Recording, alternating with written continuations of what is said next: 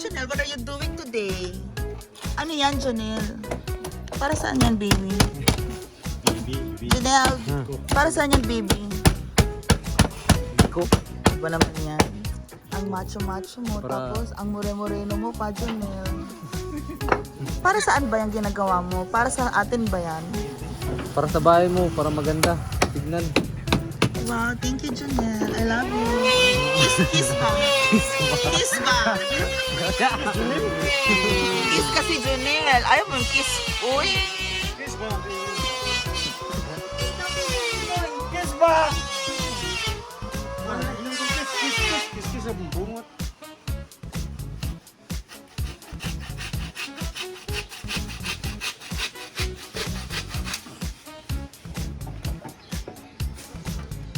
Dos.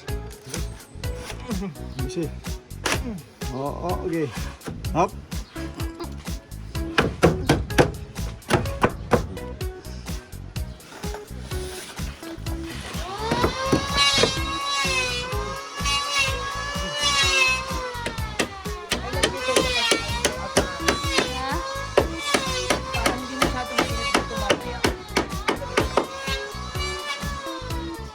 Nilagyan naman namin ng May container dapat ako dito.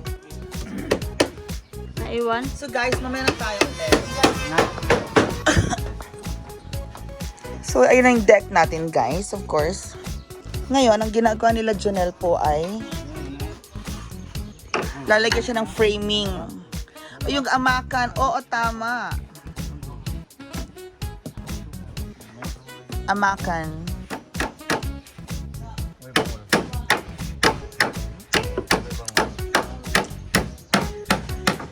Ano na, aesthetics na tayo, aesthetics. Format tama, aesthetics. Aesthetics. Aesthetic.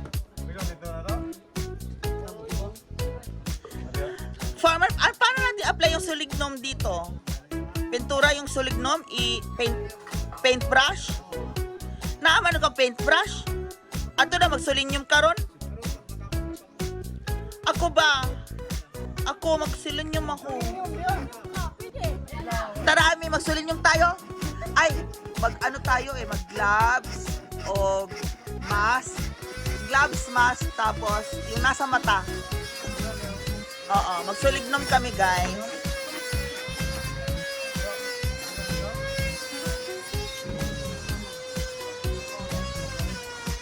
Okay man amin na wala pang harang karon. Sino mahulog? Laman ta bisita.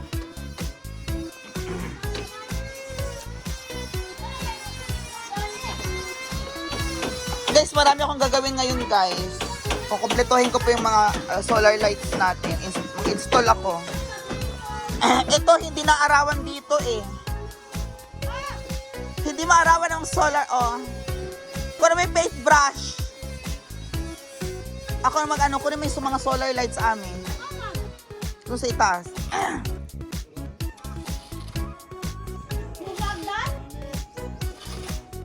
Oh.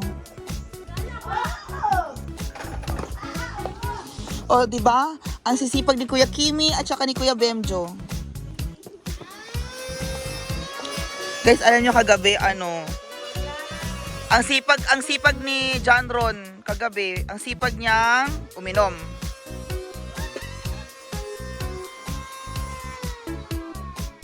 Ayan ang garahe natin. Dito na pala nakapark ang mga motor natin, ang mga BMW natin, guys. Oh dear. Ang dami kong motor.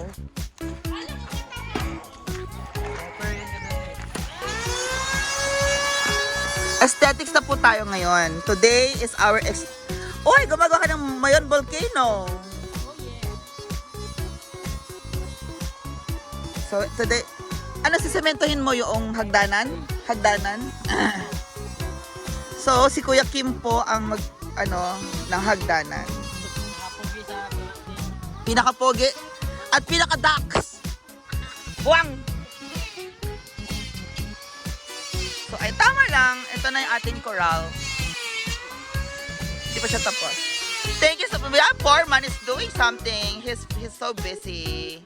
Yeah, busy is so Foreman.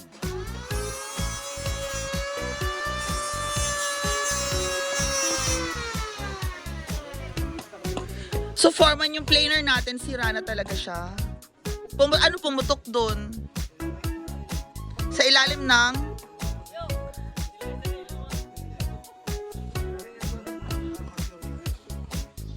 So kasalanan ko yung Bemboy. Sino gumawa? Si Foreman ang gumamit? Si Jonel? Sinasabi ko na nga ba Jonel eh. Si Jonel ang magbabayad na i-menos natin guys ang presyo po ng planer na nasira ni Jonel. Yes, so naka-document na talaga i-menos sa sweldo ni Jonel ang planer. 6,000 yung planer na yon. Oo, tignan mo tinapos ng planer ninyo yung bahay, di ba? Kung kailan aesthetics na lang Foreman, doon pa bumigay. Aesthetic na lang tayo, bumigay na. So, ganun talaga ang buhay. Ay! Ang taray naman ng John Ron. Guys, nagkamali po ako sa dati kong sinasabi dahil kagabi ko po napatunayan na si John Ron ay ducks. Ah! Oo. Ducks po talaga si John Ron. Parang nung pinipiga-piga akong ganon, medyo nalakihan ako. So, patunay na si John Ron po talaga ay payat na may abilidad. At anak po siya ni Kuya Puloy. Okay? At ni Ate Nina. So, anyway, 20 years old na po si John Ron. Ate Ami, di ba 20 na siya? 19 ba si John? Ha? Buwang 20? Saba?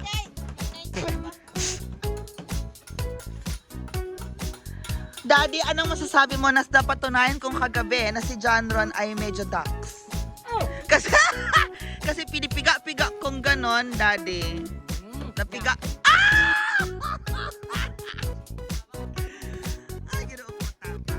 So, anyway. Bigla po akong, kagabi po yung feeling ko ay mixed emotions. Dahil yung piniga kong hotdog ay lumaban. Lumaban yung piniga kong hotdog. So, paano siya lumaban? Bigla siyang gumanon, oh. Lumaban siya. Ano ba? Ano mo ba? Ano sasabihin ko? Gusto mo sabihin ko juts ka? Kaya doon ko po napatunayan kagabi na ducks talaga po si John Ron. Okay? So, there you go. Okay. Okay, thank you so much. Ayan na si Kuya Kim. Si Kuya Kim po ang susunod natin na papatunayan kung siya talaga ay nagkaroon ng benepisyo. So, akyat muna ako Kuya Kim at tayo ay Okay. So, there you go guys.